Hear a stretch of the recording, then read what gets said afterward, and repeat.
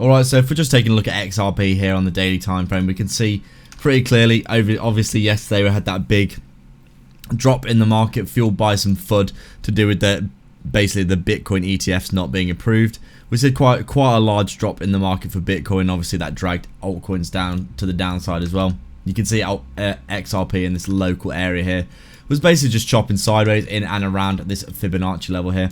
Let me just drag this fib level in a bit closer actually so I can actually see it properly when we're discussing the values on it. So we can see obviously at the 050 in this local area then sitting at around that 62 cent area. You can see we were chopping in and around the area for a good while here. But obviously since then we've basically seen XRP coming to the downside like this. Essentially coming down and retesting back into this previous level here. You can see that this previous level has essentially been fully back tested now in my opinion. This area that was a previous area of resistance here at around that 56 cent level. You can see obviously we've been down into that level again and back tested it. A very big pickup off these areas here. Yesterday's close was obviously a wick all the way down to around 50 cents. The close at around 58 cents. So a massive pickup off that low.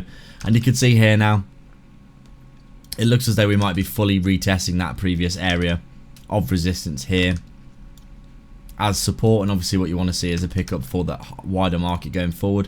Obviously these black swan kind of moves in the market are very unpredictable. Yesterday I was saying that things most likely were looking pretty bullish, but you can see obviously with a little drop in Bitcoin of around 5 or 10% that the whole market can basically change in an instant, and this is always possible in crypto, so good to keep in mind. But obviously you can see here XRP essentially has just come down, retested the previous level there, and now really we are looking like we could be having a bounce in this area. If I'm being completely honest, on the hourly you'll be able to see massive candle to the downside.